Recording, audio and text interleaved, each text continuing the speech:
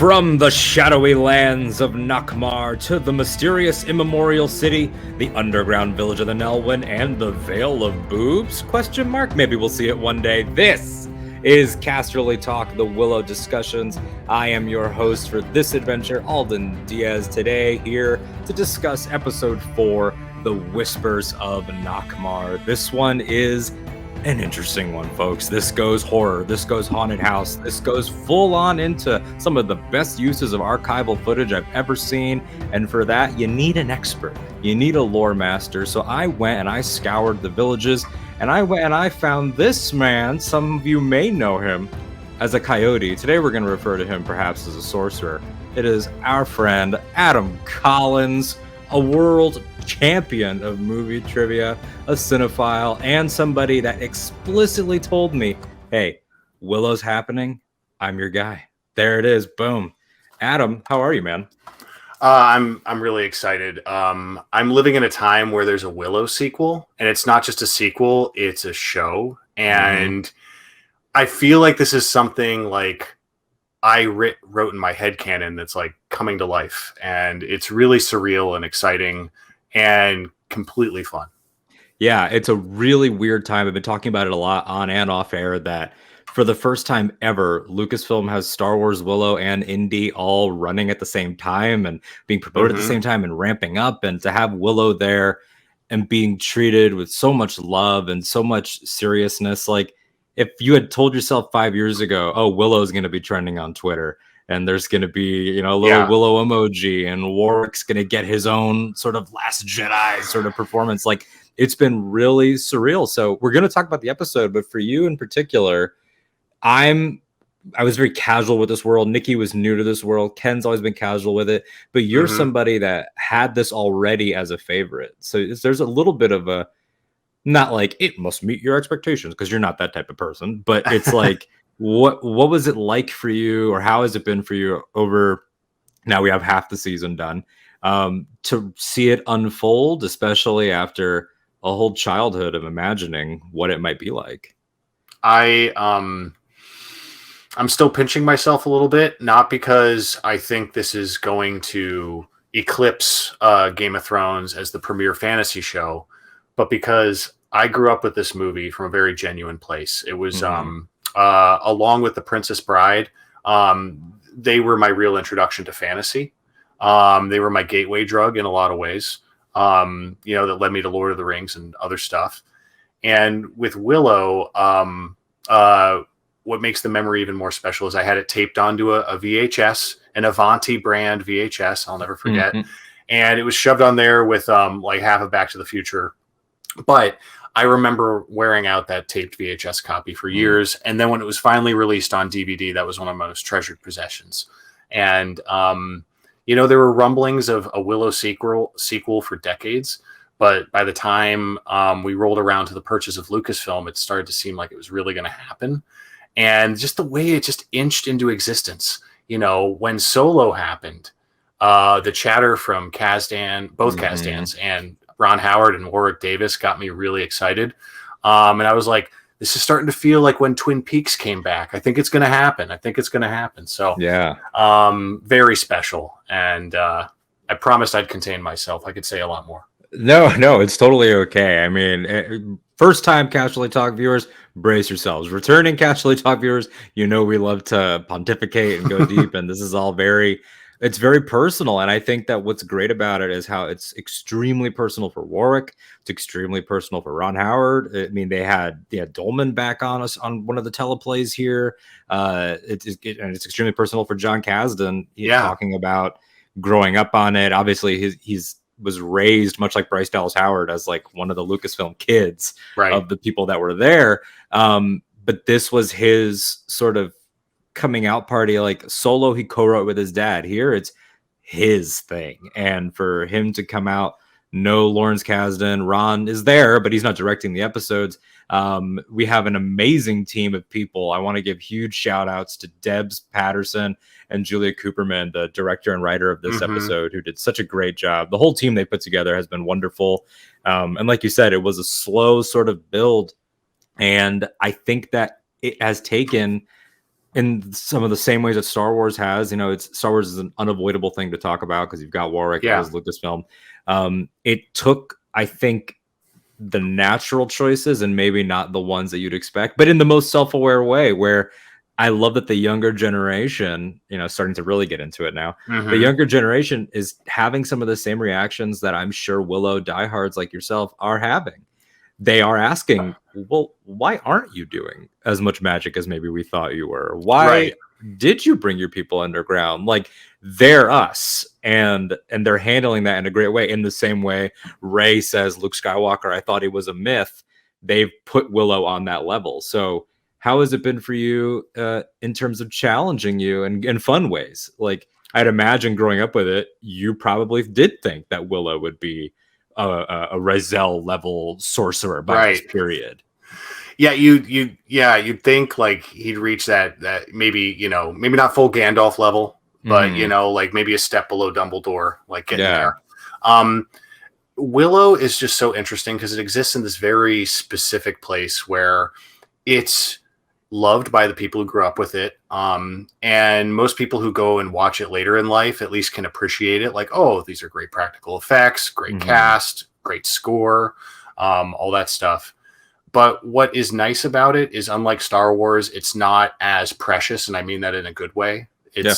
It has some freedom to be adapted into other things. And you're seeing that episode to episode with all of these throwaway references, the fun kind of exposition that isn't over explained. You get the exposition and the throwbacks and the flashback scenes, which are cool.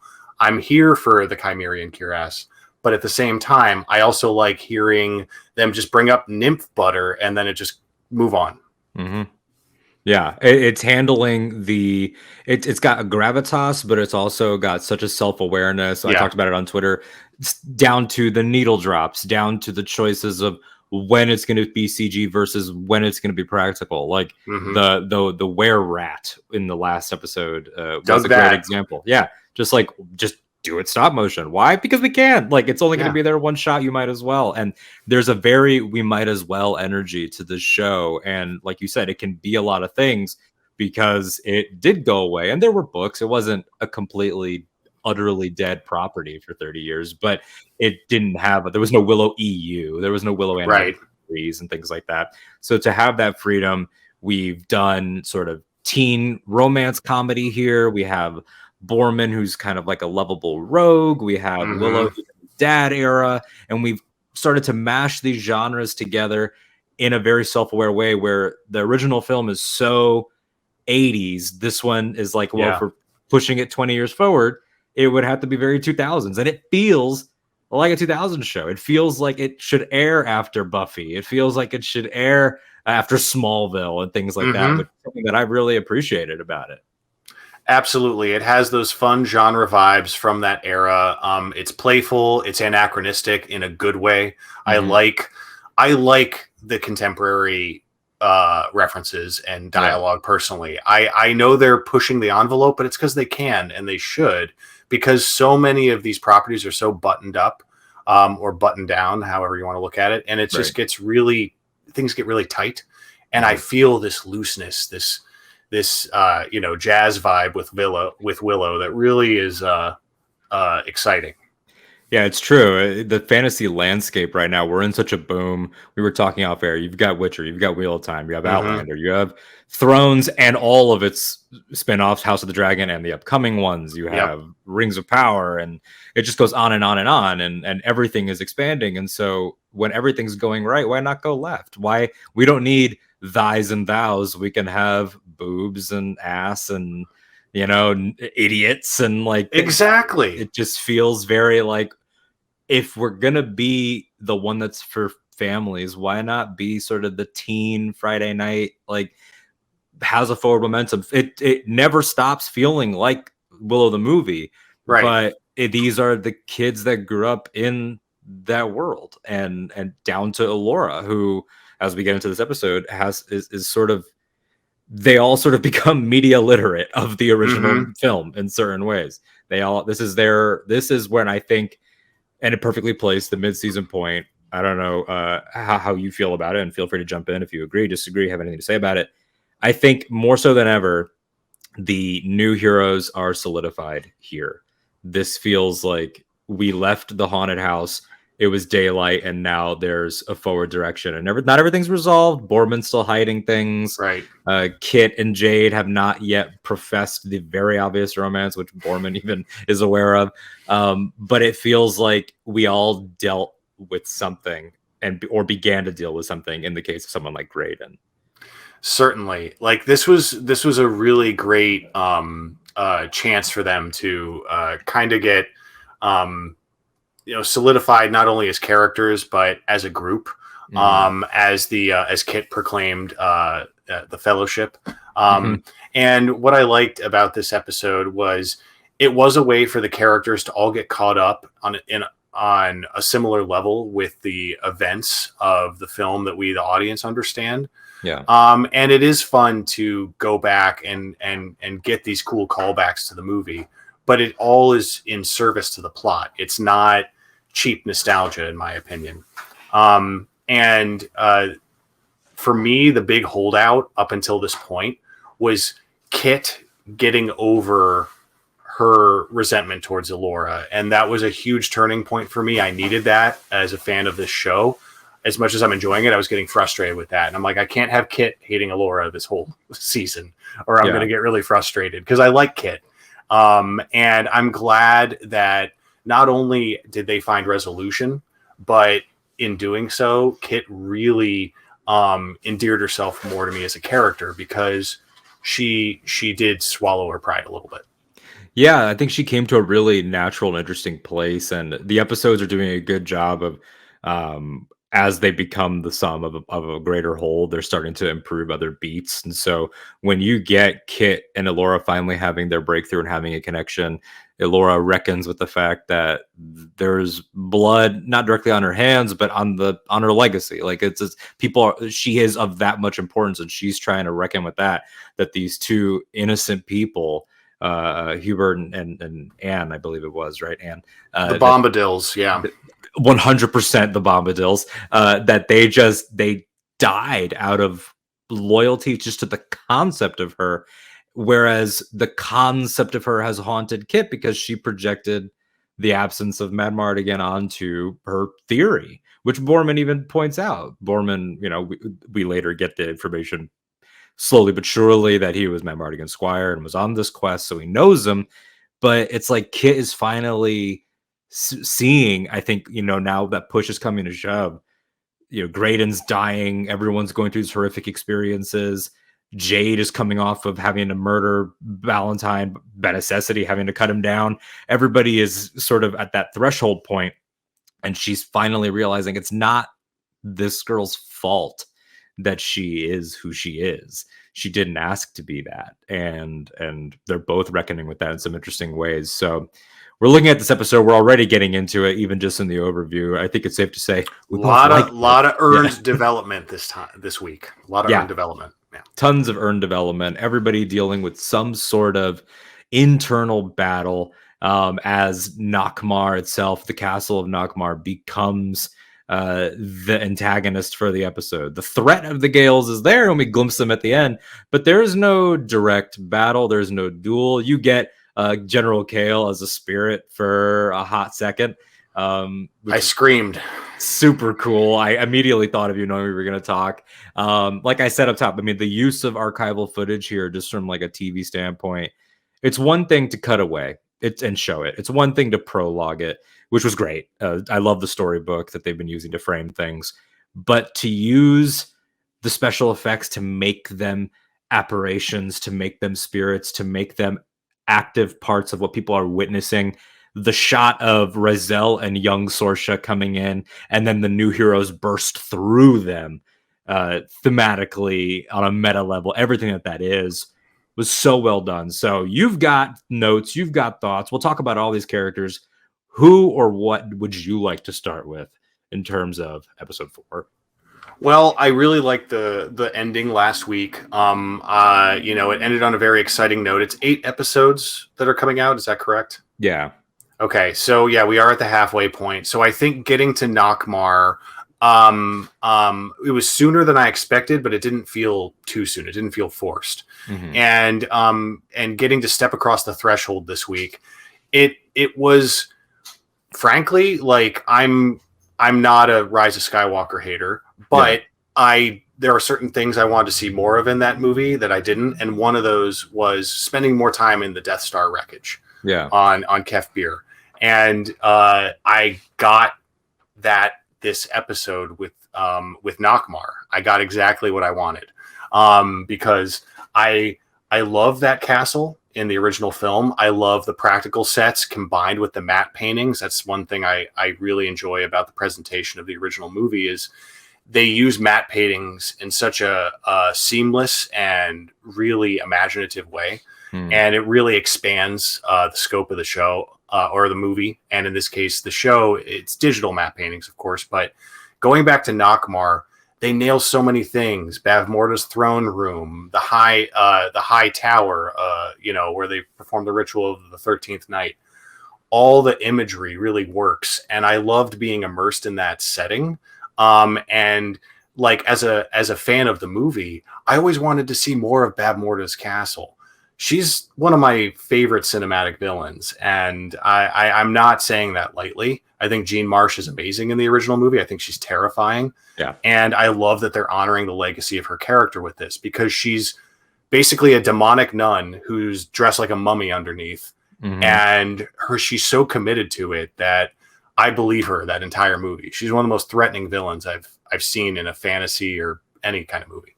Let's jump right into the Bavmorda stuff. I'm so glad you brought her up, because having just rewatched it, and we did the rewatch with Nikki, and it was his first watch. And Bavmorda was something we really liked, because, George is coming off the original trilogy and he's got, Palpatine, but then to come over here and do more of a straight up fantasy world, not a space fantasy. Where do you go with that? She has similar thematic energy to the Sith and to some of the ideas that George likes to play with in his worlds of they cling to life. They are motivated by fear. Bavmorda's entire thing is prophecies hang over her of her own downfall, whether that's Laura Dannon or even her own daughter. By the way, your kid's going to betray you. It's like you got two prophecies you got to deal with in this film. To give her an origin story here that starts in light, where that for Willow, when he started talking about her, I was pretty flabbergasted. Like she was a young person like you once, she had potential. She was full. I don't have the dialogue written down. Maybe you do, but how did you feel about that? To suddenly, like, she's not here. It's not like we did a DH flashback, but again, like you said, the exposition hits and flows really well. I think they nailed it, because with Bavmorda and Madmartigan in particular, their shadow looms over the show in a really interesting way.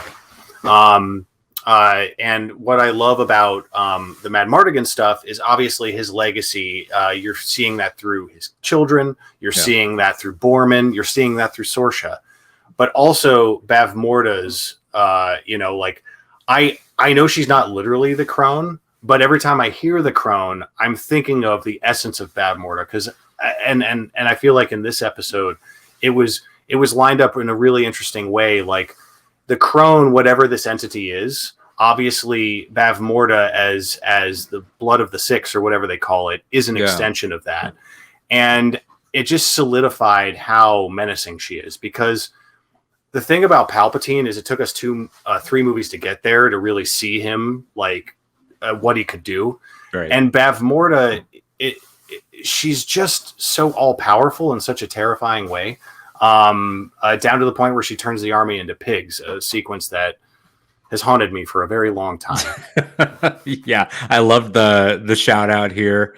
It's a great meta moment of acknowledging, like, yeah, we all know what scarred you in that first one, but we're also going to do a comedy beat as they're eating their pork. I'm assuming it had to be pork or ham. There was a little hoof hanging off of Borman's little slab of meat. And you changed them all back into people? Oh, okay. All right, we're done. Let me ask you this, Alden. When you rewatch the movie, that sequence, there's a lot that's terrifying in it, but the part that always really disturbed me was that shot of Madmartigan's hand turning into a hoof, like how it gets all swollen. It's the hoof. It really messes with me. It is all the credit in the world to that 80s ILM crew because it is gross. And I know that in Light and Magic, they focus a lot. By the way, if you haven't seen Light and Magic, anyone watching, check it out. It's amazing. They get into Willow and they use the Rizal changing animals as something that was a big challenge for them to explore the ILM journey. I'm dying to talk to them about the pig stuff because the teeth and everything and the faces but it's the hoof. You're right. It's the creepiest part. And to establish where that power comes from, it's a lot of the show does a lot. I mean, the movie does a lot too.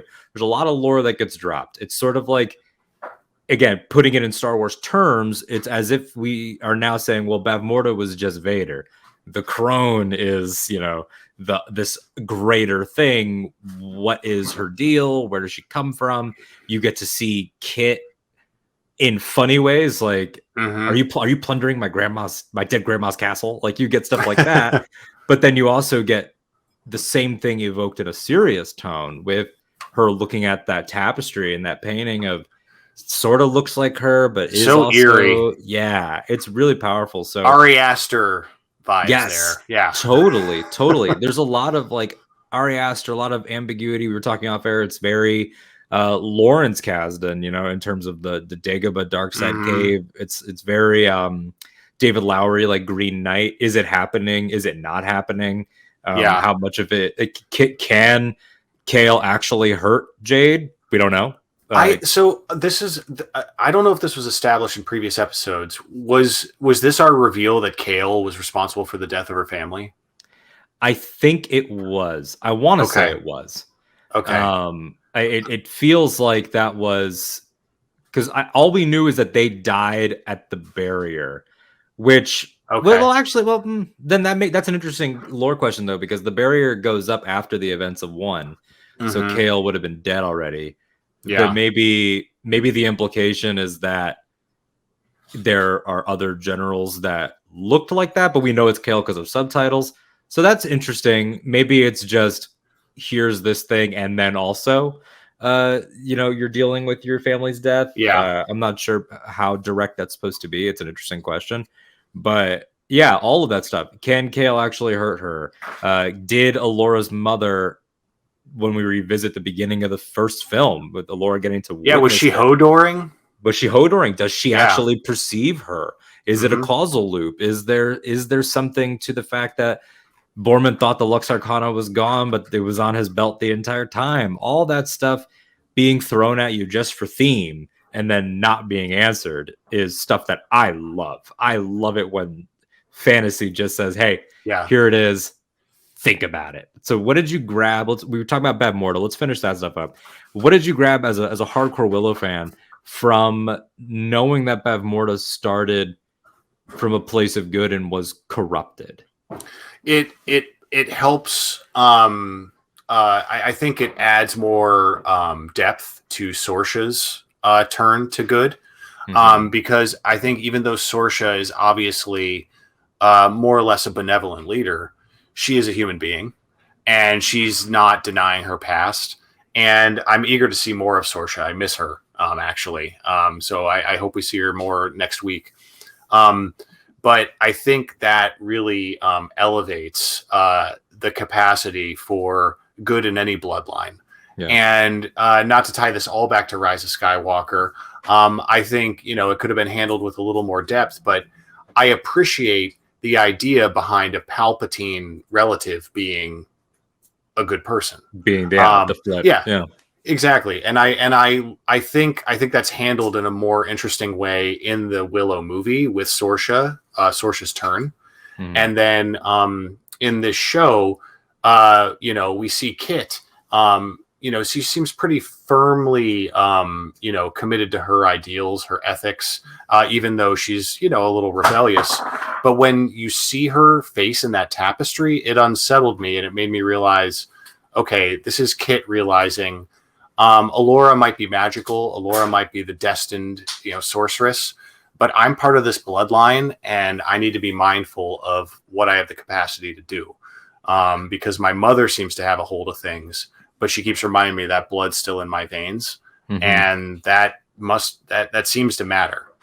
Yeah, especially for Eric. I mean, you get the idea we get in the pilot, they're like they came for Eric, but you almost get the idea like they would have taken either twin. Maybe we'll get into that. Maybe it's just some blood of Bavmorda and therefore of the six. I'm sure they'll get into that more because the cliffhanger here is Eric.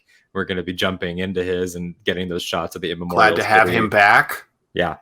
And just on a note about that too, you being such a Willow diehard, how perfect are those two as Val Kilmer's kids? I think it's great casting. Kit definitely looks like she could be Val Kilmer's daughter, and Eric looks like he could be Sorsha's son. John Whaley. Yeah. And so like it all meshes in a really believable way. Yeah. But I also like the legacy of the name. We've discussed that previously, and I'm glad that Eric's legacy is honored here. I'm interested to see what the dynamic's going to be, because our group is solidified so much that presumably we're going to get back to Eric at some point. And I'm not, terribly concerned with the love triangle specifically, but how are things going to shake out with not only Eric and Elora, but the dynamic with his own sister, because she's starting to warm up to this girl.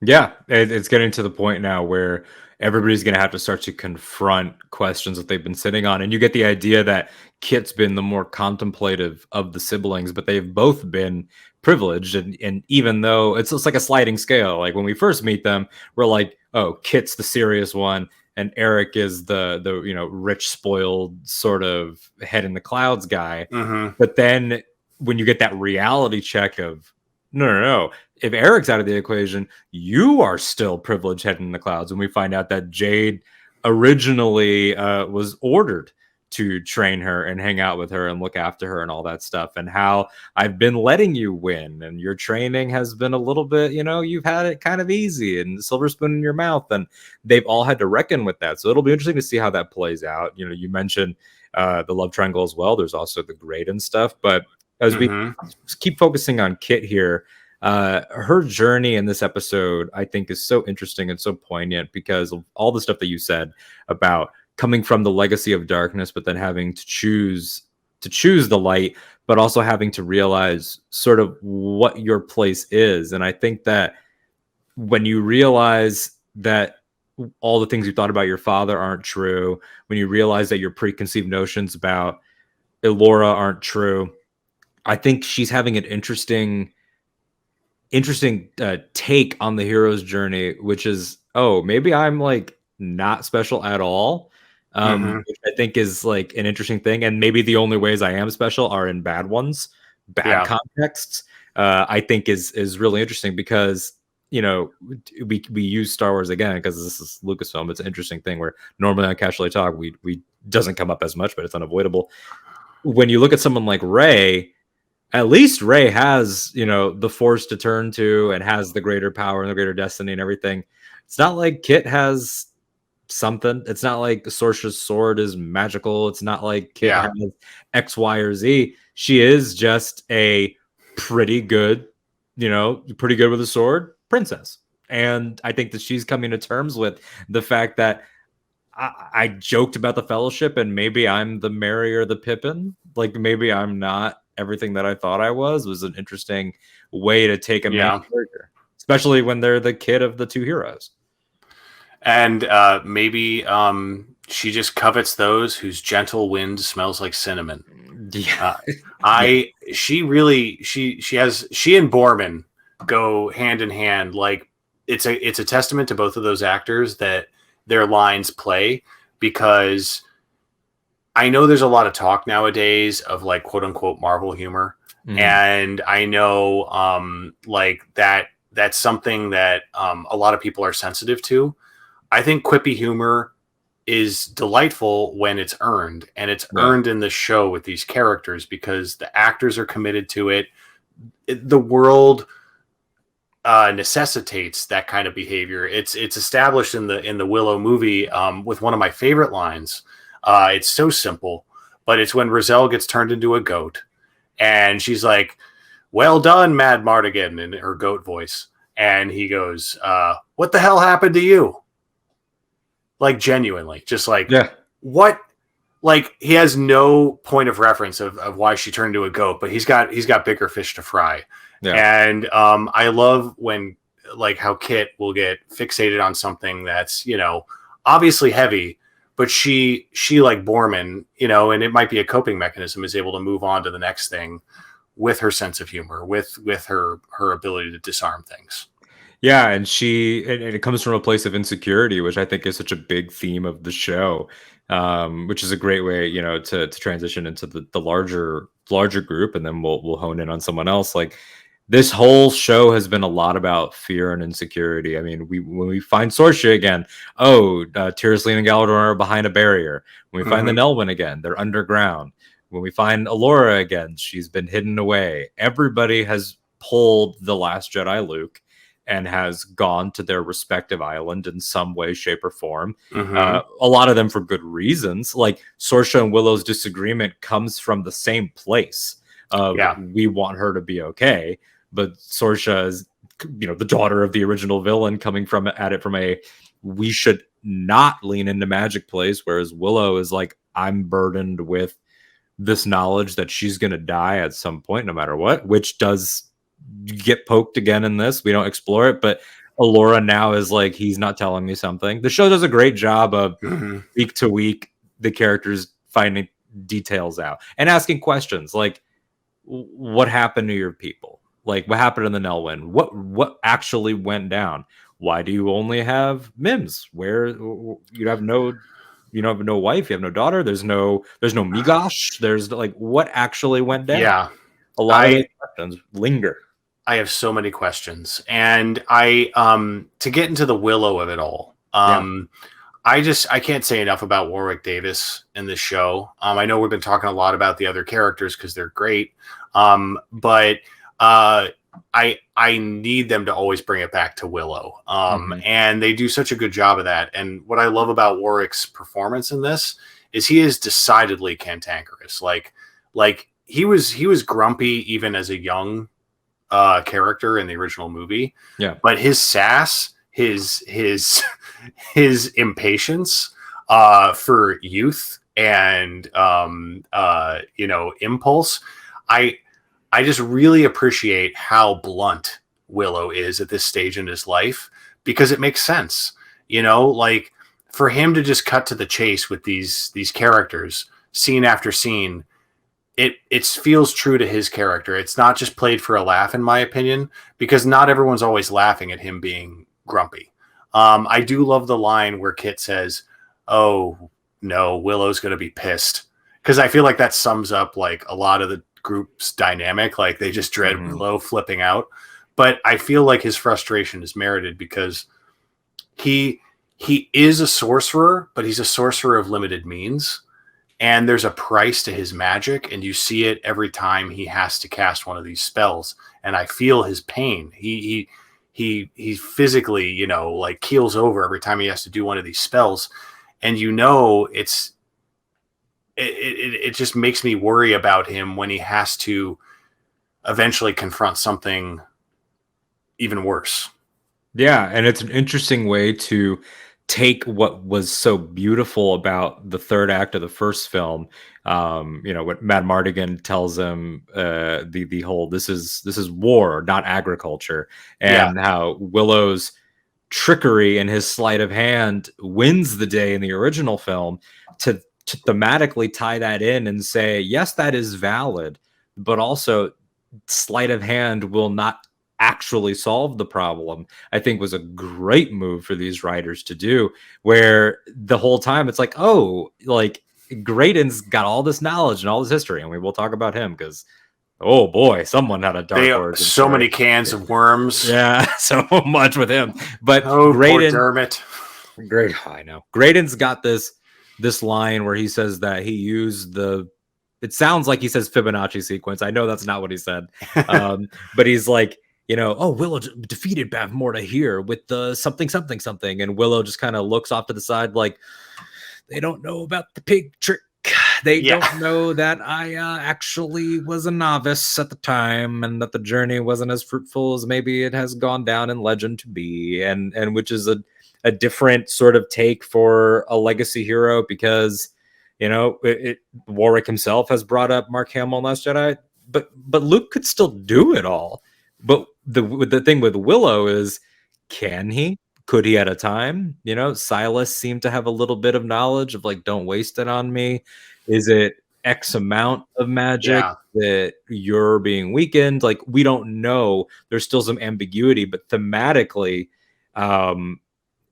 especially when you tie it in with the falling out with Sorsha, where she says like, you're like the best guy I've ever met, but you're not an actual sorcerer. Like, it's putting it in the context now of not that ingenuity and sleight of hand and resourcefulness and cleverness aren't good enough, but that they're to tap into something more is going to take a different type of breakthrough.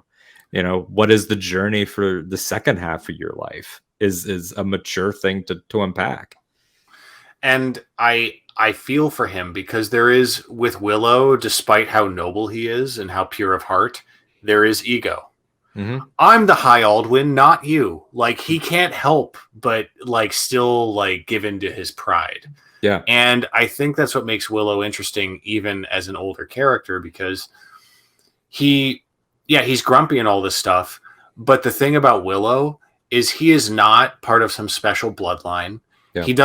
He's not some spirit that gets reincarnated like Allura. He is just a guy.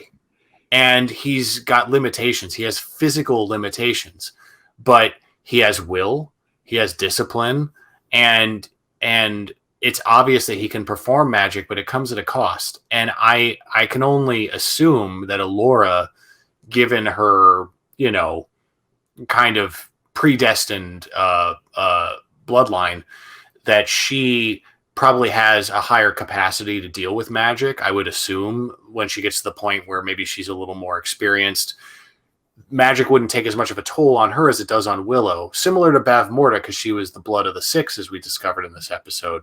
Right. I like the idea that there's a separation between certain kinds of sorcerers in this world, that if you are imbued with certain qualities of a bloodline or a prophecy, what have you, that's going to affect your capacity to do magic. Whereas Willow is just a guy. And I say this all the time about the original movie. What I love about it is there are similarities to, hobbits and Frodo and Bilbo, like starting out. But the difference with Willow compared to Frodo and Bilbo is Willow was already a father with 2 kids. Yep. He and a wife. He had bills to pay, land to farm. He's a farmer. Like, he's constantly working, looking after his children, and then bam, a child of prophecy lands in his lap, and he's an amateur magician at best, and he has to go figure this out. And now everyone's just constantly like yelling at him for not, like, hey, sorcerer, can you like lift this wagon? Hey, sorcerer, can you, fix our friend over here? And this is after Silas dies. And I love our characters. I love our heroes here. But how callous can you be that after Willow loses his dearest friend, because Migosh is gone at this point, presumably. The actor's passed away, sadly.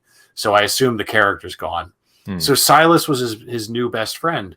And he just lost him. And even in the wake of that loss, everyone's like, hey, sorcerer, do something. Do something. And he's just gritting his teeth and taking it, just like he does in the original movie. It's a lot of pressure, like you said, where that pride meeting that pressure, meeting those expectations, and where does that come from? Like, it was jarring in episodes 1 and 2 to see, the yelling at Sorsha, like, I won't come back here after this disrespect. Mm-hmm. Just as much mine as she is yours. It was very wrathful, but then when you put it in the context of that was 5-year-old Allura, it's only 5 years after, like, this is a guy, like you said, that had a family to provide for, who was constantly being bullied, looked down upon.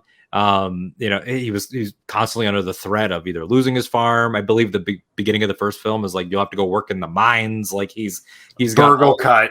biggest Virgil, jackass in the world. Yeah. Virgil keeps making his life hell, and Mhm. he is still trying to shake that chip off of his shoulder, but he wasn't given the tools to do so. I mean, as we know, and the show echoes that, like, consulting the bones isn't real. Mhm. The fingers Yeah. test isn't real. It's like he didn't have he had the tools to be great by the standard of the Nelwyn, which doesn't make the standard of the Nelwyn less valid, but it means you're going to need more. And so, and what does he need more of? Trust, which has been burned. He's going to need these young heroes. Like, that's Mhm. why, that the first film, it has, a party, you've got a group, but he's really going to need to depend on not just Alora, but Kit and Jade and Borman and Graydon, everybody involved, even more so than in the first adventure, because Rizel's gone, Yeah. Chilindrio's gone. Like, you get the idea that he really is. It's just him and all the evil magic users, bad magic, as Graydon says, and it's an interesting place to find him in. Like, everything about Willow screams insecurity, because it's like most of these legacy heroes that we pick up on with later, like we have with the original Star Wars trio, or with Maverick, or with Deckard in 2049, or Mhm. whatever. We get the idea that there have been adventures since, good, bad, tragedies, victories, whatever. With Willow, you almost get the sense that he did the one, and then that was it. And He it's went and interesting. got pissed. He That's what went he and said. got pissed. He went and got That's pissed, went home. High Aldwin probably passed away. He became High Aldwin Mhm. and did bone stuff for the next 20 years. And you almost feel like the training that he was pleading with Sorcerer to do was also training for himself. Like, when he brushes people away, like in this episode, telling Alora, like, if you're not going to be useful, just go away, while he's reading the book. Yeah. You almost get the idea, like, he doesn't want to reveal to the kids that he's still learning on the fly. Yeah, he's got a lot of pride, like we were saying. But I think he has an undue amount of shame that he feels sometimes that he shouldn't feel. Shame that, he outwitted Bavmorda, but he did it with a trick, not sorcery. Yeah. And even though we see that as a virtue, I think Willow sees it as a detriment, because he's always been in the pursuit of becoming a powerful and wise sorcerer. And it's so obvious to me, given Warwick's performance, that Willow is projecting confidence. He's projecting wisdom. He has both, but he's putting on a front a lot of the time around these young characters, because that's the expectation. And he's been picked on his whole life, not only by people bigger than him physically, but by his own people. We saw that with Burglekutt in the original film. We saw that with a lot of his peers. And despite all that, he's still looking out for the best interests of his people. And we have to fill in the gaps for now with Kaya and Rhiannon. I'm preparing to cry my eyes out when I learn the fate of them at some point. But I take comfort in the fact that Mims is still here. And is it Annabelle Davis who plays her? Yeah. She's terrific. And even though her voiceover was very sinister in this episode, I was excited just to hear Mims's voices again, because I'm like, more Mims, please. Yeah, I think she was great, and I loved that scene where she called upon her father to fulfill what he had always been trying to fulfill. It goes back to that beginning, like, the High Aldwin in the first film. Do you have love for this child? And he couldn't deny it, and that's what's still motivating him, even when he's frustrated with her. And let's transition into her. I mean, Alora in this episode, like we said, still dealing with the deaths that are on her hands, with the lies that the crone version of Valentine put into her mind of, this is on you, but also the affirmation that she gets, because she didn't know that her seedling spell had worked. She didn't get that, and she gets it from the person that's been treating her like garbage, which is Kit. And so to really lean in, to witness the sacrifice from which she comes from, of her mother, to witness herself as a baby in the ritual bowl, all of those moments of her getting an idea of her importance, but also her capability, and then to crystallize it with just I was born here, was such a great moment, because to put it in those blatant terms, I thought it was elegant because the Metallica moment of Nockmaar doesn't feel like a homecoming. It wasn't until she said it that it dawned on me that it was. And it was really, really powerful. It strips the power away from the Crone, Bavmorda, the Lich, all these villains that they keep talking about. I appreciate that Alora is not someone who simply walks into solutions. Mm-hmm. She is a character who's consistently challenged, and I appreciate how relatable she is because she's been kept in the dark her whole life. Yeah. And she's just now getting a grasp of the depth of her purpose. Mm-hmm. And yet she still isn't losing perspective. She doesn't have a sense of ego here. She wants to help people because that's who she is. And I like that her experience is coming through as an asset here. As someone who has spent many years on and off in, customer service, retail, things like that, there are times where that experience comes into play in my life where I'm like, yeah, I can deal with this better than certain people because of my patience has been tested. And I feel that with Alora when she's like, I know brined possum bladder when I need it. Okay. Like just Kit, just trust me on this. And I love when Kit finally finds the jar with the possum in it. She's like, I'm not gonna be able to live this down, in so many words. Yeah. I really like the way their dynamic is coalescing here because it's endearing me to both of them a lot more. And I'm confident that Eric's going to be like kind of cocking his head at them by the time they all reunite, hopefully. Yeah, it's going to be really fun to see that group come back together. We hope, we cross fingers. I mean, who knows what'll happen, but it's an interesting place to put her in with those moments of ingenuity, setting her up as, well, she's just one of the castle maidens and she bakes and she works in the kitchen and et cetera, for that to continue to play out does parallel Willow, which I think, even if he won't say it, is a great sort of thematic thing to do, because in this very castle is where he won the day from ingenuity that he brought from home. And what can she contribute here? She can contribute the power of Alora Dannon. She's exhibited it in expected ways, unexpected ways, burning the faces of the corrupted soldiers. Didn't expect to do that. That's something that I'll have to harness later. But like you said, what do I actually know? What did I bring with me from home? Knowledge of the kitchen. I know what animal eats nightshade, and that's going to be the difference between Graydon living and dying, is something that is not magical. It's just knowledge of the world, which is, again, so true, I think, to the original film. It pushes people to be their fullest potential. And it's like Willow almost says to me, in like other fantasy terms, we've talked about Star Wars, Lord of the Rings, let's bring D&D in. Willow is almost like an exercise in characters finding out that they're not the class they thought they were, but that they are still a needed class. It's like, she's supposed to be the sorceress, and she will be, but it's like, yeah, but you also are a baker, or you're also a bard, you're also this, that, the other thing, whatever it is. Her knowledge and her confidence and her pride, a healthy amount of pride in what she does, comes through. Going back to that first episode where she says, like, I'm phenomenal, like, at baking, and Kit throwing what she put in your muffins in this episode, like all of that interplay is so fun. But like you said, because it's earned and it means something, and because they're all learning things about each other while it happens. And of course, somebody we learned a lot about, to segue, Alora is intimately connected in this episode to the effort to save Graydon.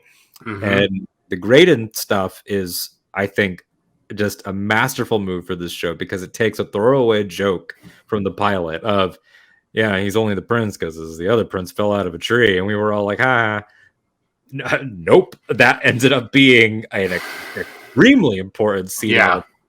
His father is not just generic jerk king, which you get the vibe that it was political and his dad sucked, and even Willow knows his dad sucked. Willow said, like, your last name wasn't a good one to begin with.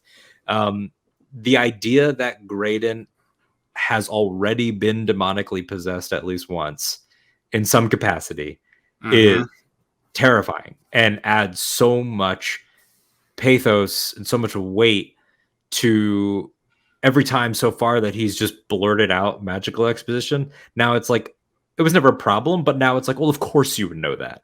Yeah. Now I understand why you would obsess over it. I really appreciate the way things are coming into focus with Graydon's character. I think Tony Revolori is getting to do more in this than he did in all 3 Spider-Man movies. I think he's charming in those as the goofy bully in his own way. But it's a series of diminishing returns for Flash Thompson in my mind as those movies go on. So to see him step into this, and there's depth to his character, there's an earnestness to his performance that's really making me like him. But there has been this implied history that we got to see a lot more of this time. And as we were discussing, like, all the horror aspects of this episode, it is a haunted house episode, but it's also an exorcism episode. It's absolutely nuts. I mean, I love that Borman flat out calls it out. He's like, I'm feeling optimistic and energized about this exorcism. And I'm like, you know what? I am too. Let's do this. It reminded me of the exorcism of Jonah Hill, and This Is the End. Yes. A little bit. Like, I was like, I am ready for this. And I love that they play with all of the cliches of an exorcism. He's speaking in voices and all this stuff, but it adds to the development of the story and the character development, because, like, when he talks in Madmartigan's voice, Willow doesn't acknowledge that it's Madmartigan, because that's a painful memory for him. Madmartigan's someone he came to love and respect. And when he met him, Madmartigan was throwing pejoratives at him and just being awful. Yeah. And he has to relive that in that moment and just move past it, because he's like, I got bigger fish to fry right now. And I don't need to contextualize that Madmartigan was a douche to me, to all these people right now. We need to move on. But we as the audience get it because we recognize Val's voice. And I thought that was really powerful. Yeah, the when he hits him with the bring me some water peck, I sort of like sat back in my seat like, oh no, like and then it continues, like we said, we get Mims, we get Eric, like, it happens a few times, and yeah, it challenges our characters to focus, and it also brings into focus a huge theme, which you brought him up earlier, Gandalf, particularly Gandalf the Grey. Telling both Bilbo and Frodo in different verbiage each time, like, don't be so quick to decide who lives and dies. Right. Is a big theme that happens with these heroes. And Kit, Borman, Jade, everybody kicking around the idea that if this goes south, someone's going to have to kill him. And when Kit is around, they put the onus on her because she brings it up. But I love that in private, Jade and Borman have that moment of, it's going to have to be one of us. They know that, as Borman says, like, kill someone that's not trying to kill you. It's a lot easier said than done. I thought that theme coming together of protecting life versus taking it is something that has always been so important to George Lucas. It's been so important to fantasy in general, and I think it's something that the young characters have to face here, especially as one of them is reckoning with having just done it with Jade. Yeah, I'm like, let's not throw the baby out with the bathwater. Graydon's just, he's possessed in the world of Willow. That's manageable. Okay. Like, we can handle that. It's not The Walking Dead. He's not infected. We don't have to throw him to the wolves just yet. Like, let's have some faith here. Yeah. And Alora keeps people on the level. Willow keeps people on the level. But they have to consider that reality. But I do think it says a lot that Kit was the first one to jump to that conclusion, and Borman calls her out and says, "You are, what does he say? You are your grandmother's granddaughter," in so many words. Yeah. Or you make your grandmother proud right now, or something. Right. And it's like, oof, because Bavmorda's name looms so large, and there's so much shame in that family about Bavmorda. But I also think Kit's starting to realize there's power in that bloodline, and it can be used for good. And I think that was pointed out to her really effectively by Willow in this episode, because he said she was bright, she was curious, she had so much potential. Yeah, it's really adding a tragic element and a tragic layer to their family, and their family has been one of duality. I mean, in that first film, we have only the two examples. We have Bavmorda and we have Sorsha. And to now know that there was a choice somewhere in Bavmorda's history, recontextualizes it. You know, grandma made a choice, mom made a choice, and now daughter will have to make choices as well. It brings the morality play even further into focus for Willow as a show, and then for Willow as a character, for him to even have to consider these things. Mm-hmm. He has to be the guide. Like, while they're having these conversations about, if it comes to this, then we'll have to be this, Willow is the one that has to weigh it all as the adult. And we can see him even get proven wrong in this episode when he pleads for Allura to not get involved, but it was Kit's vote of confidence that pushed her into doing something that I love in fantasy, which I know a lot of people, no, I shouldn't say a lot of people, but I know it's a mileage may vary thing on the, you can do it because you can believe you can do it, and we're not going to define it. I like that kind of stuff when it's poignant, and I think that her sort of memory transference, it's not a physical kiss, but it's definitely shot like it's intimate, you know, the face-to-face of the actual, sort of like a Dementor, but like of good, you know, bringing out the darkness with her mouth and with just her empathy for him, I think was really poignant, because it's, again, we don't get all the answers, but when she sees those scars on his chest, she's pained by that, and we're pained by that, and we are immediately endeared to that character. And for Kit to say, I know you could do it, I believe, the non-believer becomes the believer, and that's what sets her up for success. Yeah, and not only for Kit, but for the rest of the group. I think it legitimizes everyone's investment in this situation. I think there was a certain collective doubt towards Allura, that I think there were varying levels of doubt in the group. But I think at this point, to go through this experience and to basically have to re-experience the climax of the original film in so many ways, everyone understands now the stakes on a very intimate level. And I think if you're going to go back to the original castle and you're going to do these throwback scenes, do it in a way that enhances the perspective of all of these characters. And that's exactly what they did, because everyone got to see events that we know as fans of the film from a different point of view, which is very Star Wars. But then we also got these extra layers of classic villains who are departed. Bavmorda and Kale are dead, but I'm still scared of them. I think of General Kale, and I forgive the dad joke here, but it's true. I think of him literally every time I eat a salad. I do. Because that was the first time I ever heard the word kale. And so, like, I just think of him and his skull helmet. And I also, not for nothing, I love General Kale's imagery, and I love the way they're preserving that in this, because it's so iconic. Like Skeletor was big in the 80s, obviously. And I think General Kale is such a terrifying on-screen villain, whereas Frank Langella's Skeletor, while fun, is kind of goofy. And so I just think to bring back General Kale as an apparition was really scary and effective. And even if he's not a physical threat, I think, what are they? The Bone Reapers or the Bone Raiders or the Reavers. The Bone Reapers. Okay. So like they obviously have Kale vibes, and the showrunners are like, we're not going to, like, we realize that was badass and we want to keep that up. But I like that we've actually brought General Kale himself back into the spotlight for a second. And they emphasized it, even if you don't have the captions on, which I did the second time. But if you don't, he just keeps saying his catchphrase, "Now you die." It's just like, he was so scary to me as a kid because of the skull, the blood, the way he was just so vicious. And they also, in you know, to use of pro wrestling terms, somewhere out there, Ken will know via Sixth Sense that I'm doing it. They do such a great job of putting him over, of selling him as a threat, because Madmartigan can't beat him with one stab. He can't even beat him with two stabs. He has to triple stab him, trip him onto his sword, and then toss him off of a thing just to finish him. And after he killed his best friend.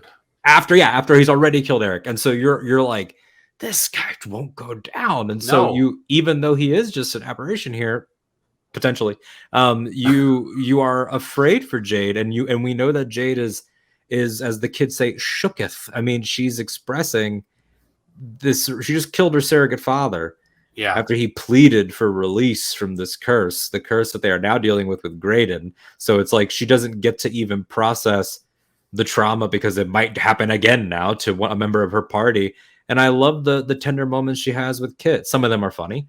Like you two totally have the hots for each other, or whatever Borman says. Like, and then they're like, what? And which again, in a moment of recontextualization, now makes their kiss in the first one kind of like funnier, because that means Kit was trying to kiss her and skip town, like mic drop.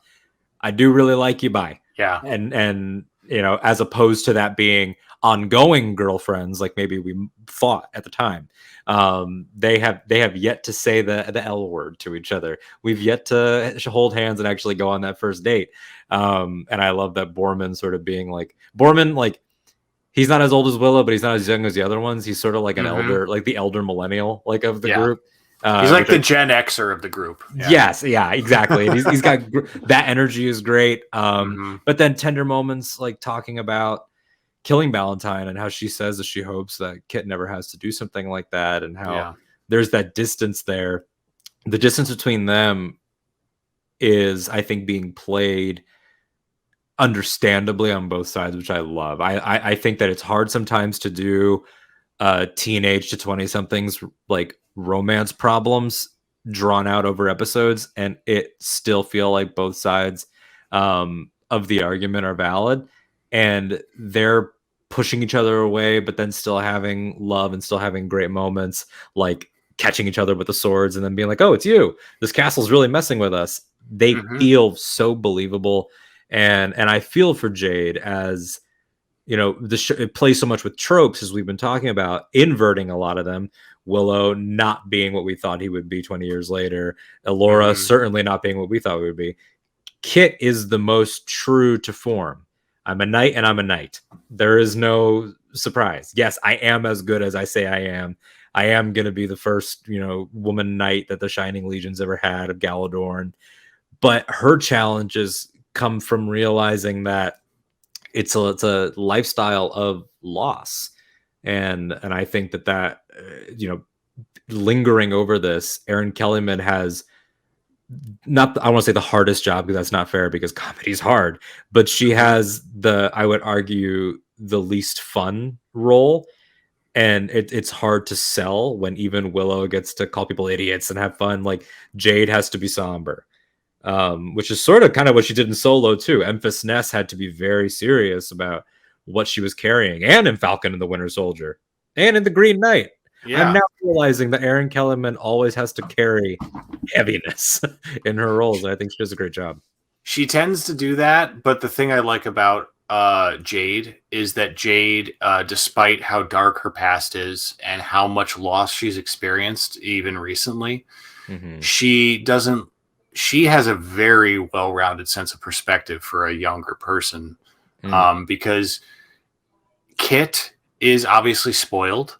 And I think for a spoiled person, she's actually more grounded than a lot of spoiled characters could be. Yeah. But Jade, what I like about Erin Kellyman's performance is, unlike she's great in Solo and Falcon and the Winter Soldier. She's a talented performer. But this role has a few more layers to it in terms of being able to relax, being able to crack jokes. She's not throwing out one-liners, but she is able to loosen up from time to time, scene to scene. She's able to have these downbeat moments. And she has such natural chemistry with her co-stars. Yeah. So I'm not ashamed to admit, I got a little choked up when she hugged Borman, because it really played for me. He was just like, yes, fellow warrior, this is what happens. And then her leaning into him felt so genuine. And then he broke the tension beautifully by saying everyone's entitled to one good cry per quest, you know, whatever. But I really like that moment between them, because they're talking about having to do something really awful, having to Yeah. kill a man if it comes down to it. But they're also relating to each other as people who have frankly been secondary citizens in this society at times, who have had to earn their place through sheer grit and fighting, and by stature of their ability. Mm-hmm. They have status in this world. And Borman was a prisoner up until recently, but because he's so capable and because he has a history with Madmartigan, he has a chance at freedom now again. So yeah, I love what you brought up there about class and social standing, because that is so much of what the first film did, whether that was actual, magical race relations, Nelwyn, Dakini, brownies, who we've still yet to get to. So we've got some brownies in the back half of the season coming up. I can't wait. I really can't wait. It's going to be great. But the whole idea of them, being second-class citizens and everything is something that is so Willow, and Willow earned high status within the context of his people and legendary status because of the events of the first film. But now we're seeing other types of people. We don't know where Jade's family comes from, but we know that they were seeking refuge and they died for nothing. I mean, they were just innocents and they were just killed. And with Borman's an interesting character, and we'll talk about him, and then we'll dig in a little bit more to Graydon, because I don't want anyone to think we are brushing over some of that stuff. No. With Borman is interesting. I noted on the last episode that he is a cynic because he has it's the disappointed optimist thing, right? Like it's deep down inside his rationale for why he thinks Madmartigan is gone is because he believes so much in Madmartigan, and he's like, well, if Madmartigan was here, we wouldn't be in this mess, and we don't know what went down. We could have fun theorizing, but we might be here all night. I think if I had to guess, I think it was probably Madmartigan being awesome and saying, get out of here and hide those two things in two different places while I hold off X. And maybe that's what it is. We don't know, but we know that Borman's like, oh no, your dad found it. He found the Cuirass. We did it. But why is he in jail? What are the crimes? What is his perspective? He's in that Han Solo place that Madmartigan was in the first film of like, who do you serve? And Sorshak sort of, in a fun way, lays out his arc when he joins their quote unquote fellowship of, you won't do it for me and you won't do it for a pardon, but you'll do it for a debt to an old friend. And that was like, yeah, you are Madmartigan too, but the story knows you are. You're not just, we need a sarcastic rogue. You are actively going on the same journey as the knight you squired for. And whereas Madmartigan's trials are very, some of them are very 80s and comedic, like being a womanizer and dressing like a woman and pretending and all that stuff. Borman's here are more material greed, like I want to get into that vault, and the show doesn't even tell you what the Nockmaar Castle vault has. Doesn't really matter. It's just that it's playing on his obsession and his paranoia, and when he starts to turn on Kit and he finally gets woken up out of it, it's a poignant and scary moment, because he's great when he's on your side, but in that moment it was like, whoa, this guy's serious business. Yeah, it was a reminder that, Borman is at his heart very noble, which we pick up on, but he also, is trying to earn a buck when he can, get a step up when he can. And given, what he's been through, I can understand why he feels that way. Yeah. And I love the obsession with the door. I speculated on all the things that could be behind that door. I was like, is it the three wives of Dracula? Is it Zarozo and Daxos back there? I don't know. But like when he just kept going back to it, regardless of what's behind it, it wasn't important because we didn't see. It was his obsession with it. And I think that comes across very clearly. And then on top of it, you get that trademark Borman humor where another one of my favorite lines, it's very literal, I hate you, door. I just kept rewinding that. I hate Eudor is great, and you know, Omar's delivery of is so right for this world. I love the way he played that, and Yeah. even when he realizes that, I love bigness through smallness. I Hmm. love it. I love the contrasts in their tests. You know, Kit's is very, like you said, very Ari Aster. It's very heady. This painting tapestry, this visual. Yeah. Kit's has combat. Willow's is, you know, doing the exorcism. Everybody's is very gnarly and larger than life, and his is just the I lost my thing. Like his is very small, and then when they're leaving and he sees it on his belt, he's kind of like, oh, okay, all right. Like he had the lowest stakes Hmm. challenge, but is probably the most changed, which I think is very interesting. I really relate to him though, because as someone who loses his wallet and other Yeah. personal effects that are important to my day-to-day life on a regular basis, I'm always scouring my apartment, my car, like, Mhm. why do I betray myself like this? Yeah. Why is it like this? And I felt for Borman in Nockmar Castle because he was his own worst enemy. Yeah. How do you feel just in general? You know, we're gonna be wrapping up soon, but how do you feel about this? And we should note now they are aware of it. At least Kit and Jade are aware that he's been lying because Kit says Hmm. the hey, you said you didn't find it. How do you feel about him hiding the Lux Arcana, which is the key to the Chimerian Cuirass, which, by the way, those are just I just love saying sentences like that. Hmm. It's I love that, like you said earlier, about the butter and things like that. Like they're just like, what's fun lore? Let's write it. Eel Um, jelly, nymph butter. yeah, just things like that. Like so, he has the Lux Arcana. How do you feel about this guy hiding it from them? What do you think that that's saying about his character? Because he is also, yeah, yes, he's being duplicitous and he's hiding that he has it, but he is also the one that clarifies it's not a weapon, it's a shield. What is there to be hidden if it's protective? Like what is the message there, you think, at least at this point? I I trust Borman's core enough that I feel like anything he withholds from these people, he has his reasons. I don't think it means he's off the hook completely. Yeah. I just think he's been through certain things, and whatever happened with Mad Mardigan, he's the only one who knows the whole story. And there's a reason he's so obsessed with getting this Cuirass back. Uh, um, and I think it ultimately has something to do with getting his friend back. Yeah. That's what I want to believe because he's obsessed with Mad Mardigan in a very sweet way. He seems to be holding out hope that Mad Mardigan's going to come back wherever he is.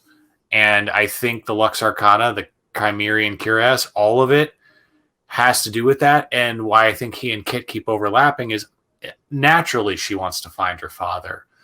That's why she resents Alora in the beginning, because she thinks Alora is responsible for her dad disappearing in a lot of ways. Mhm. And so now Borman's the next best connection to Mad Mardigan.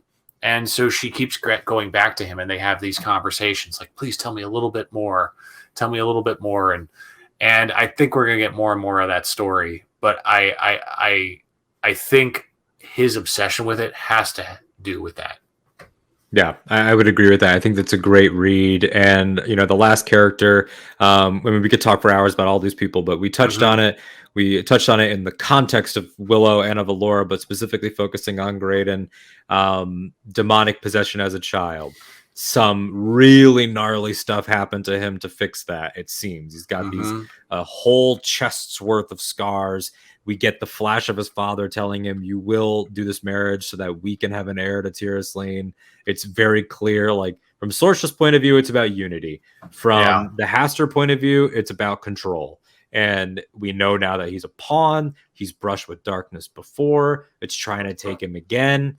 It almost feels like they are thematically setting him up to be sort of not just paralleling Kit and Eric as like, you know, the pressures of the heirs and of the successors, but also as anti Elora, like putting Mm-hmm. Elora in a kind of romance, because I think there's something there. I think, you know, even if she seems still firmly on Team Eric, like she's like, I know I love Eric. This is why I love Eric. I love him for the other things, the intangibles, whatever she says. But this connection that they have, it's like goodness has always come for her. We know this. Right. Even as a baby, she was making choices. One of my favorite things about Willow is that Willow is told, no, the baby likes you. The baby chose you as their guardian. Like, she's always had fairies and brownies and prophecies and Nelwyns and Dakini, and everyone has always rallied around her. Now we know that evil has always rallied around Graydon. And I think it's a smart thing to do with the character who, up until this point, was just the bookish, I'm afraid of things and I don't want to die. Like, even in episode 3, you get that moment where he's cutting Allura loose, and she's like, was no one else available? Right. Now we find out that guy, this nerd, has been touched by the devil since childhood. It's a really, really interesting inverse that I really loved. I'm intrigued by it as well, because the scars have a lot of implications, and his use of the word shame. He's ashamed. Willow reinforces that by digging at the family name, which, come on, Willow, I get that you're salty, but like, don't kick the kid while he's down. He's already like obviously struggling. Yeah. But I like that. Yes, we get the flashback that gives us the literal like events that happened, which is quite the revelation. But what I find even more interesting is that Graydon has obviously been tortured since a very young age. He's been dealing with this his whole life. Yeah. He knows cursed Nakadic fluently, probably as a result of his experience as a child. And despite all that, he's sweet. He cares about other people. He cares about his family, even though his father resents him. It's obvious to me that he's trying to be a decent person. And I find that really relatable. Even though he's obviously been tortured all his life, and it made me care even more about him. And I think Tony Revolori is doing a really good job with the character. Yeah, I agree. I agree with everything you just said. It has endeared us more to him. It has recontextualized things such as his knowledge of languages, the way that he immediately was like, it's bad magic, the way that he could identify it immediately in the previous episode. This show is going to play as when we do the Willow binge when it's over, and it's just one sit down. It's going to play so beautifully, and I love the way that they're setting things up.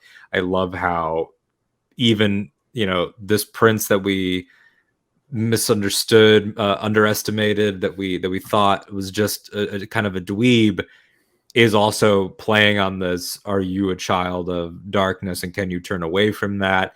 The same stuff that kid is dealing with. And so now even the unlikely betrothed are facing a similar problem.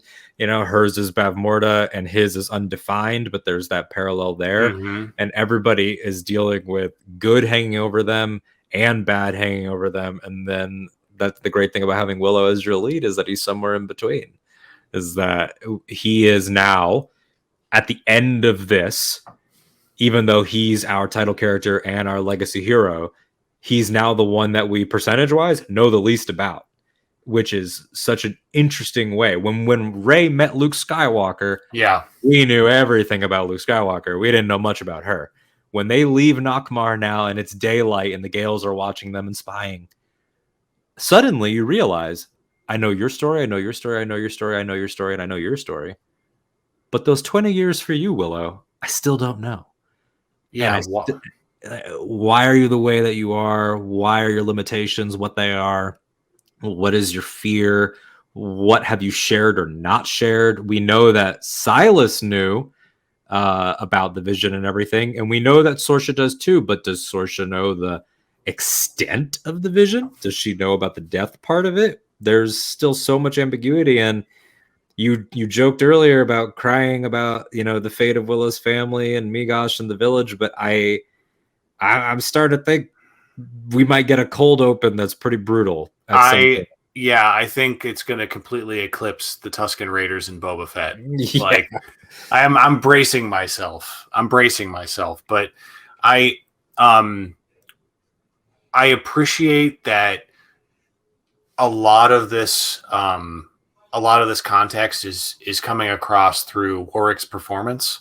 Mm-hmm. It's obvious that Willow's trying to bury things about his experience. I think he's trying to represent the best aspects of himself for the betterment of his group. He's not, there is pride for sure, Yeah. but I think he's also trying to project confidence for the safety of his group so that they take faith in him. And now it's twice now he's done magic and it's knocked him off his feet. And I'm getting worried about him. I really am, because I think in fantasy especially, it's important for magic to have a cost. Yeah. And in Lord of the Rings, even though wizards are literally like immortal spirits in a way, there's still a cost to their magic. They can't just walk around and just wave their staff and just fix everything. Yeah. That's not how wizards work in Lord of the Rings. Even Harry Potter, where magic is a little more casual, we know it's through decades of learning and mastering these spells, so that when we see Dumbledore and Voldemort fight, there's impact there. We understand that they're not just waving their wands and yawning. Yeah. They are being incredibly strategic. So I like that is happening in Willow, because every time he has to do something, it's to help somebody, but it's taking a toll on him. And the fact that Silas didn't want him to use any of it to even save his own life, I think says a lot.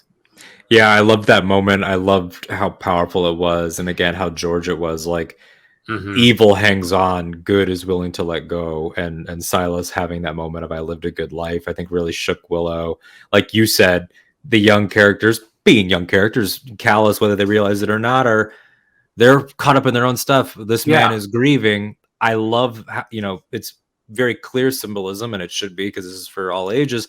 Leaving in its daylight, then you get that dialogue like, I'm paraphrasing, but he looks at Elora, he's like, maybe you will be a great sorceress. Like, I think that this haunted house experience is going to create a softer, better leader out of Willow for this group for the second half of the season. I think he has now seen the best of his many proteges, because he's the dad to several young heroes, all of which are different. And I think that he's going to and further context, like if he did indeed lose his son, will add so much to a lot of this. Once that is confirmed, and it probably will be, the entire idea that he leaves this, it was his, as much as it was Elora's homecoming, it was him coming back to the place where he won but didn't win. And now he can finally say, I went back to Nockmaar, I faced it again, and we did win. We did actually, we all overcame. So now when he thinks about that place, he'll no longer think about just the sleight of hand and just barely scraping by.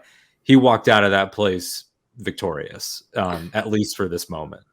He said it himself, my friends. Yeah.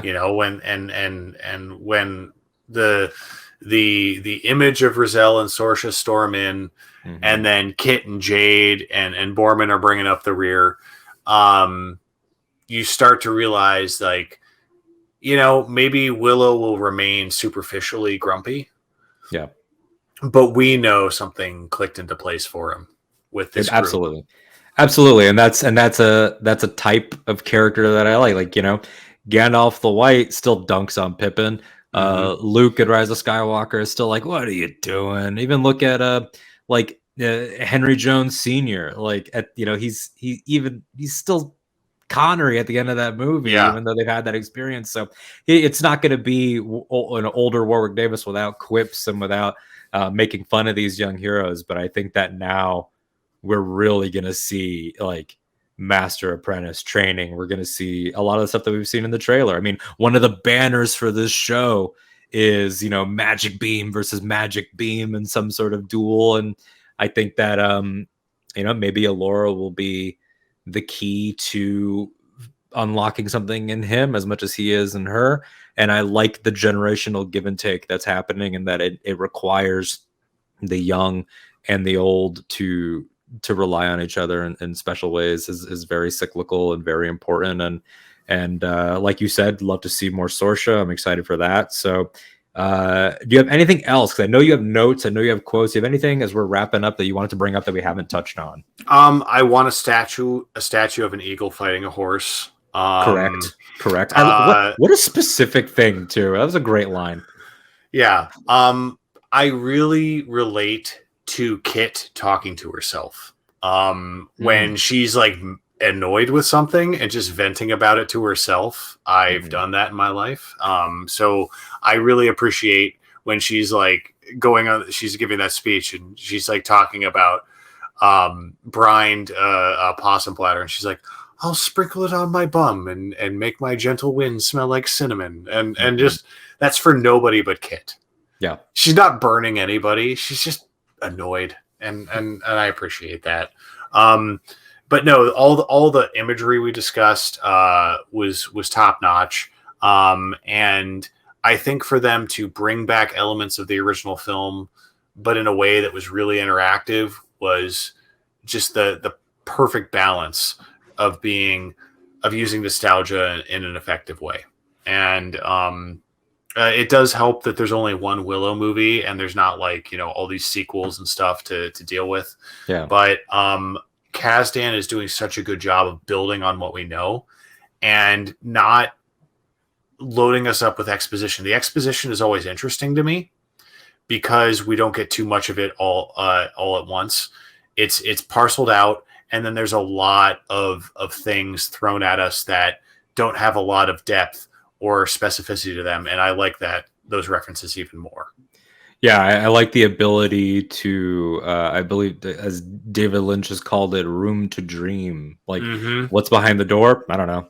What is this? I don't really know. What is the blood of the six? It doesn't really, I mean, maybe it'll matter later, but it gives you a lot of really nice dressing for everything, lots of names, mythology. But again, for that child lens, a child knows the Gales serve the crone. Bavmorda served the crone evil. Boom. Really all you need. And it's able to be as much like in a Star Warsy way. You can dig as much as you want in and know the ins and outs of every single Glupshido and everyone and every planet and every race and everything. But for the core of what you need, that's why a haunted house episode works. Is that when you come out, it is daylight, and I like that it was here. I like that it was the middle chapter. I like the placement, and I think that the ending, cutting to Eric as our sort of last character to talk about, he doesn't get a lot, but you know, Black Hole Sun starts to play, and here he is in the Immemorial City. It's our first look at it in the show proper. We glimpsed it in the trailers, but he's looking around. He's alone. We're not sure how much of his voice coming out of Graydon can be trusted. It's hot, I'm in a cell, and whatever seems to not entirely be accurate. He does seem like he has room to walk around, but again, is anything that he's seeing real? Can anything there be trusted? Looks like a nice place, right? But also a fallen place, which is very interesting. Like Tir's Lane when we first saw it in the movie. Yeah, it made me think of that a lot. I love the tip of the iceberg storytelling with Immemorial City. I don't need to know more. It was cool to finally get a glimpse of it, and a long overdue return of Eric, because as much as I'm enjoying the show, we could have had one scene with him. Yeah, like it would have gone a long way. But I'm just glad to have him back now. And that's a testament to all these actors. They really put a lot of work into the casting, because that first episode had to set everything up. It had to reveal who Allura was. It had to introduce all these new characters. And the fact that they did all that in like 20 to 25 minutes before we got reunited with Willow, they did the work. And so now like these episodes 2 through 4 really have been like just flowing really well for me. Absolutely. So as we are rounding out here, I would say hour and a half in, yeah, we're giving it a positive review.